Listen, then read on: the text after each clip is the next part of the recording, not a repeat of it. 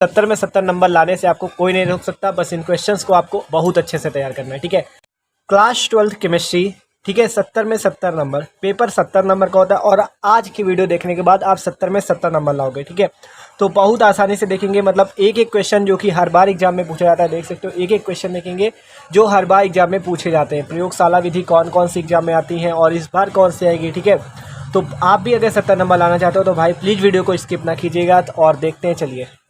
तो बात करें क्लास 12th केमिस्ट्री की, ठीक है, कौन से क्वेश्चन इनमें पूछे जाएंगे एग्जाम में। तो बात करें कितने चैप्टर है हमारे केमिस्ट्री पे, 13 चैप्टर। देखो जैसे पहला चैप्टर है आपका कौन सा, ठोस अवस्था, तो उसमें कौन कौन से क्वेश्चन ऐसे हैं जो कि हर बार ज़्यादातर पूछे जा चुके हैं। ठीक है, हर बार पूछे गए। देखो अगर हम बात करें चैप्टर 1 ठोस अवस्था, इससे 5 नंबर का एग्जाम में क्वेश्चन आते हैं। 5 नंबर के क्वेश्चन जो एग्जाम में फंसते हैं, 5 से 6 भी हो सकता है, 4 भी हो सकता है, लेकिन आपका जो होता है कि 5 नंबर का फंसेगा, इतनी बात है। ठीक है, तो जैसे कौन कौन से क्वेश्चन पूछे जा सकते हैं आपके एग्जाम में, जैसे पहला नंबर आपको बताया गया साटकी दोष। साटकी दोष, फ्रेंकल दोष, ये जो है बहुत इंपॉर्टेंट है, आपसे पूछा ज़्यादातर जरूर जाता है। ठीक है, आप देखोगे अगर पिछले सेट भी उठा के पेपर के, तो आपको फ्रेंकल तथा साटकी दोष जरूर मिल जाएंगे उसमें। ठीक है, तो ये ऐसे क्वेश्चन है जो कि एग्जाम में पूछे बहुत ज़्यादा जाते हैं। और जैसे आपसे हो गया संकुलन क्षमता की, SCC, BCC, FCC की संकुलन क्षमता निकालने को कहता है, ये भी आपकी बहुत इंपॉर्टेंट है। पैकिंग इफिशियंसी, तो ये वाले क्वेश्चन ऐसे हैं जो कि एग्जाम में बहुत ज़्यादा पूछे जाते हैं। ठीक है, इसी टाइप से हर चैप्टर के हम देखेंगे। तो जैसे बात करें क्रिस्टलीय ठोस तथा अक्रिस्टलीय ठोस में अंतर, ये क्वेश्चन में बहुत बार एग्जाम में पूछा जा चुका है, क्रिस्टलीय ठोस तथा अक्रिस्टलीय ठोस में अंतर। ठीक है, तो देख सकते हो ये क्वेश्चन जो चैप्टर नंबर 1 के, साटकी दोष, फ्रेंकल दोष, संकुलन क्षमता, क्रिस्टलीय तथा अक्रिस्टलीय ठोस में अंतर और इनकी परिभाषा भी। ठीक है, तो ये क्वेश्चन जो है इंपॉर्टेंट है चैप्टर नंबर 1 से, इनको जरूर आप तैयार कर लीजिएगा क्योंकि यही आपके 5 नंबर ला पाएंगे। ठीक है, और भी क्वेश्चन आ सकते हैं लेकिन ये जो है इंपॉर्टेंट है। ठीक है, और भी आप देख लीजिएगा, चैप्टर देखोगे तो आपको उस पर न्यूमेरिकल भी मिल जाएंगे, तो वो भी देखना है आसानी से। ठीक है, और बात करें न्यूमेरिकल पार्ट की, तो न्यूमेरिकल में जो चैप्टर नंबर 1, 2, 3 और 4 ये मोस्ट इंपॉर्टेंट है, इनसे भाई न्यूमेरिकल बहुत ज़्यादा आते हैं और चैप्टर नंबर 4 से ज़्यादातर। अब देखो चैप्टर नंबर 2 के क्वेश्चन देखते हैं कौन कौन से क्वेश्चन एग्जाम में आते हैं। जैसे देख सकते हो राउल्ट का नियम, जो कि बहुत बार एग्जाम में पूछा जा चुका है। राउल्ट का नियम आपका बहुत बार एग्जाम में पूछा जा चुका है। ठीक है, और इस बार भी पूछे जाने के इसके पूरे चांस है। और देखो जैसे मोलरता हो गई आपकी, मोललता हो गई, मोल अंश हो गया, द्रव्यमान प्रतिशत हो गया, परसरण दाब हो गया। ठीक है, तो ये भी इंपॉर्टेंट है आपके। मोललता के क्वेश्चन न्यूमेरिकल भी बहुत ज़्यादा आते हैं, मोल अंश के, द्रव्यमान प्रतिशत के, परसरण दाब के।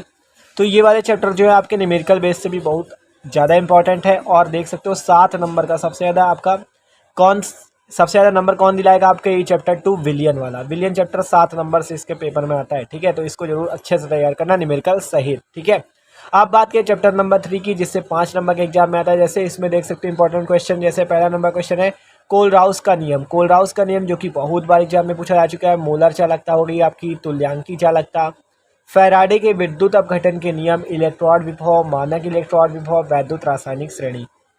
ठीक है, ये ऐसे क्वेश्चन है जो कि हर बार ज़्यादातर एग्जाम में आते हैं, तो उसी हिसाब से हमने लिख रखे हैं। ठीक है, देख सकते हो आप ये एग्जाम में बहुत बार आ चुके हैं। आप देखो जैसे चैप्टर नंबर 4 की बात करें तो आपका कौन सा इंपॉर्टेंट, जैसे वेग स्थिरांक हो गया। वेग स्थिरांक की इकाई मतलब प्रथम कोटि अपक्रिया के लिए, शून्य कोटि अपक्रिया के लिए, तो इनको भी देख लेना। ठीक है, और इसकी परिभाषा, और शून्य कोटि अपक्रिया, प्रथम कोटि अपक्रिया। ठीक है, तो और इनका समीकरण और मात्रक बहुत ज़्यादा पूछे जाते हैं। ऑब्जेक्टिव क्वेश्चन में मात्रक आ जाते हैं कि शून्य कोटि अपक्रिया के लिए वेग स्थिरांक की इकाई कितनी होगी, तो वो भी देख लीजिएगा। ठीक है, शून्य कोटि, प्रथम कोटि, द्वितीय कोटि सब में पूछा जाता है। और अर्धायु जो की है ये भी आपका इंपॉर्टेंट है, इसके न्यूमेरिकल भी बहुत ज़्यादा फंसते हैं। वेग स्थिरांक हो गया, शून्य, प्रथम कोटि की अपक्रिया का समीकरण और इनके मात्रक और न्यूमेरिकल तो जरूर देख लेना क्योंकि बहुत ज़्यादा आते हैं। जैसे क्वेश्चन आते हैं कि 90% अपक्रिया पूर्ण करने में लगा समय इतना है, तो अर्धायु का मान निकालो, तो इस टाइप के क्वेश्चन बहुत ज़्यादा आते हैं। ठीक है, तो आपको 70 में 70 इसी टाइप से ला पाओगे जब इन क्वेश्चन को पढ़ोगे। ठीक है, तो जो 1 और 2, 3 और 4 इनके न्यूमेरिकल जरूर लगा लेना। अब देखते हैं अगले चैप्टर जो आपके चैप्टर 5, 6, 7, 8 है। तो बात करें चैप्टर नंबर 5 का, तो चैप्टर नंबर 5 जो हमारा है वो कौन सा है आपका, पृष्ठ रसायन, जिसपे देख सकते हो द्रव स्नेही तथा द्रव विरोधी कोलाइड, जो कि ये भी बहुत इंपॉर्टेंट एग्जाम में पूछे जाते हैं। आपसे पूछा जा सकता है, इनकी परिभाषा भी पूछी जा सकती है और इनमें अंतर भी पूछे जा सकते हैं, तो दोनों तैयार कर लीजिएगा। ठीक है, और जैसे आपकी स्वर्ण संख्या होगी मतलब गोल्ड नंबर, रच्छी कोलाइड, पेप्टीकरण। ठीक है, रच्छी कोलाइड हो गई, पेप्टीकरण हो गया आपका। ठीक है, रच्छी कोलाइड, पेप्टीकरण और आपका ब्राउनियम गति, ब्रेडिंग आर्क विधि, टिंडल प्रभाव, भौतिक तथा रासायनिक अधिशोषण, अपोहन, वैद्युत कण संचलन। ठीक है 5 नंबर का, देख सकते हो 5 नंबर का पूछा जाता है। लेकिन इस पे ये जो टॉपिक इतने सारे बहुत इंपॉर्टेंट है और बहुत आसान है, सारे वीडियो हमने करा रखे हैं, आप जाके देख सकते हो, प्लेलिस्ट पे मिल जाएंगे। ठीक है, तो ये 5वां चैप्टर की बात होगी। और चैप्टर नंबर 6 जो कि पी ब्लॉक का था, तो देख सकते हो 7 अंक का इससे पूछा जाता है, 7 अंक का। और चैप्टर नंबर 7 की बात करें डी एवं एफ ब्लॉक के था, तो इससे 4 नंबर का एग्जाम में आता है। ठीक है, कितने नंबर का? 4 नंबर का एग्जाम में आता है। तो चैप्टर 6 आपका बहुत इंपॉर्टेंट है, 7 नंबर का। चैप्टर 7 आपका 4 नंबर का। ठीक है, तो चैप्टर 6 में आपके पी ब्लॉक के तत्व हैं, तो आपको पी ब्लॉक के तत्वों के बारे में जानना है। अक्रिय गैस से क्या होती है, अक्रिय गैसों से क्वेश्चन बहुत ज़्यादा आते हैं, उनके बारे में जरूर देख लीजिएगा। ठीक है, तो ये दोनों चैप्टर जो है इनको आपको थ्योरी बेस है, तो आप अच्छे से पढ़िएगा। तो आपको वीडियो भी फिर चैनल पे मिल जाएंगे इनके सबके। ठीक है, प्लेलिस्ट बनी हुई है। तो ये चैप्टर नंबर 6 और चैप्टर नंबर 7 की बात है। अब बात करें चैप्टर नंबर 8 जो हमारा उपसंयोजन यौगिक वाला है। ठीक है, इस पे जो इंपॉर्टेंट है, देखो आपका जैसे लिगेंड हो गया, धनात्मक लिगेंड, ऋणात्मक लिगेंड क्या होता है, एक दंतुर लिगेंड, द्विदंतुर लिगेंड, उभय दंतुर लिगेंड, और आपकी उपसंयोजन संख्या क्या होती है, वर्नर सिद्धांत हो गया आपका, वीबीटी सिद्धांत, वैलेंस बॉन्ड थ्योरी हो गया। और एक चीज जो कि एकदम इंपॉर्टेंट है, उसका नाम है आईयूपीएसी नाम। देखो पेपर में कुछ आए चाहे ना आए, लेकिन उपसंयोजन यौगिकों का आईयूपीएसी नाम 100% आएगा। ठीक है, तो इसको जरूर तैयार कर लेना। ठीक है, अब बात करें चैप्टर नंबर 9 जैसे है आपका, चैप्टर नंबर 10 हो गया, 11 हो गया, जैसे चैप्टर नंबर 9 हेलो एल्केन हो गया, एल्कोहल फिनाल ईथर हो गया। तो इसकी रिएक्शन जो है इंपॉर्टेंट है, आपकी सारी रिएक्शन हमने करा रखी है, आप जाके वीडियो देख सकते हो। ठीक है, और इसकी जो नेम रिएक्शन होती है वो भी इंपॉर्टेंट है। तो देख सकते हो चैप्टर नंबर 9 से 5 नंबर का, चैप्टर नंबर 10 से 5 नंबर का, और चैप्टर नंबर 11 से 6 नंबर का एग्जाम में आता है। अगर बात करें चैप्टर नंबर 12 की, जो कि अमीन है हमारा, ठीक है, अमीन वाला चैप्टर है, इससे 4 नंबर का एग्जाम में पूछा जाता है। कितने नंबर का? 4 नंबर का। और जो कि मोस्ट इंपॉर्टेंट चैप्टर है, ठीक है, मोस्ट इंपॉर्टेंट आप कह सकते हो, चैप्टर नंबर 13 जैव अणु बायोमोलिक्यूल्स, 6 नंबर का पूछा जाता है।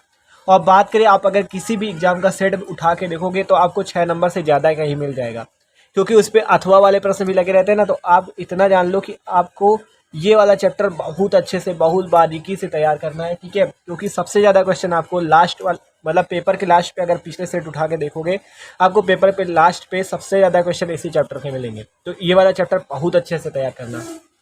ठीक है, और अब बात करें जो कि मोस्ट इंपॉर्टेंट नंबर आपको दिला सकती है, कौन सी?